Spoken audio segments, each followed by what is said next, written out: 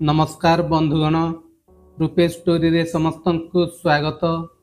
आसंतु जानिबा आजिर विषय वस्तु उपरे। भारत रे गणतंत्र महापर्व शेष होइछि। 2024 लोकसभा निर्वाचन रे लोक निजर सरकार चयन करिछंती।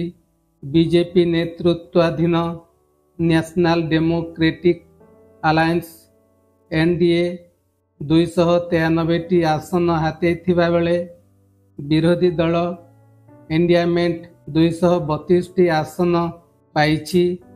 तेबे जानी आश्चर्य हेबे जे सर्वोच्च आईन प्रणयनकर्ता तथा सांसद माने निज कार्यकाल मध्यरे लक्ष लक्ष टंका रोजगार करिथांती, ताहा पुणी बिना कोनोसी टैक्स रे एवं एथि सहित अनेक सुविधा मान मध्य पाइथांती। तेबे आसंतु जानिबा सांसदों रोजगार संबंधी किछि रोचक तथ्य। सांसदों दरमा जने सांसद मासिक 1 लाख टंका पर्यंत पाइथांती। 2018 रे एही दरमा वृद्धि करा जायथिला। तेबे से गोटे दिन पाई सांसद होइथांतु ना काहीकि से एही सुविधा पाइबे। विधानसभा भत्ता एथिसह निजर निर्वाचन मंडली पाई से माने मासिक 70,000 टंका पाइथांती। एथिरे सांसदों अन्यान्य खर्च मध्य अंतर्भुक्त। यह तांको तांको गृह सचिवालय अर्थात लोकसभा राज्यसभा सचिवालय तरफरु दिया जाई थाए। ऑफिस खर्च संसदर जने सदस्य ऑफिस खर्च पाई मासकु 60,000 टंका पाइथांती, जेउथिरे स्टेशनरी टेली जोगाजोग कर्मचारी दरमा इत्यादि अंतर्भुक्त।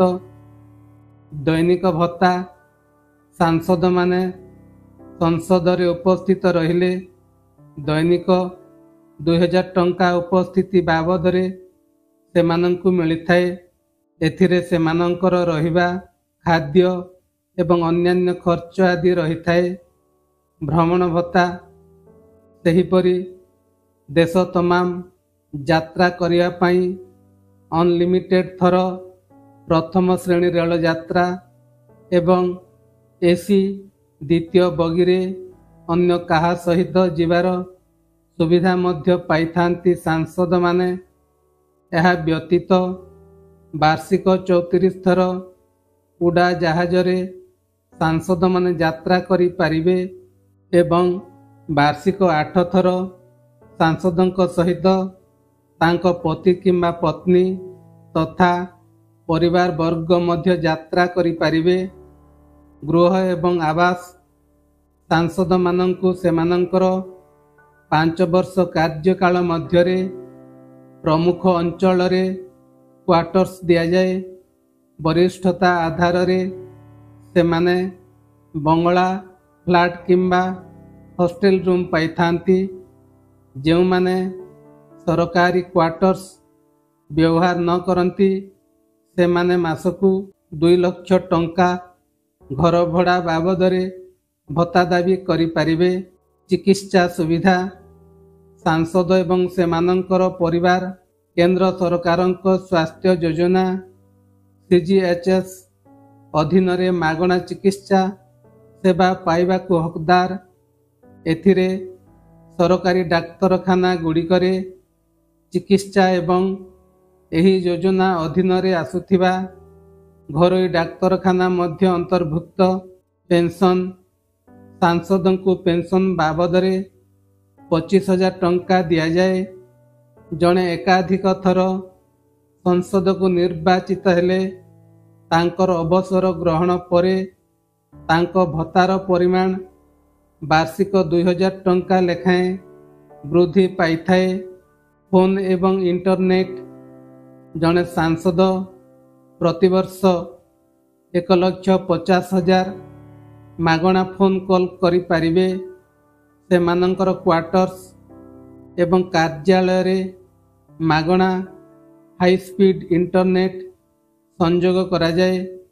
ଏଥିସହ ମାଗଣା ପେଟ୍ରୋଲ, ଚିକିତ୍ସା, ପାଣି, ବିଜୁଳି ତଥା ଅନ୍ୟାନ୍ୟ ସୁବିଧାମାନ ମିଳିଥାଏ।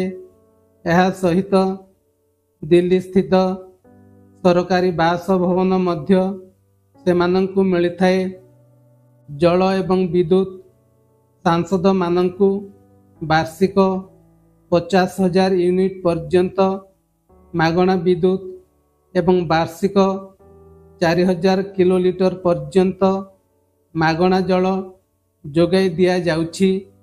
ତେବେ ବନ୍ଧୁଗଣ, ଏତେ ସବୁ ସୁବିଧା ପାଉଛନ୍ତି ଜଣେ ସାଂସଦ।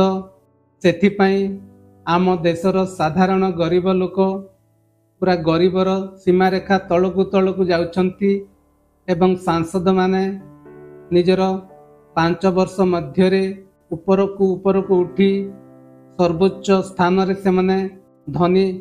ତେବେ ବନ୍ଧୁଗଣ, ଜଣେ ସାଂସଦ ହେବା କେତେ ବଡ଼ ଭାଗ୍ୟର କଥା।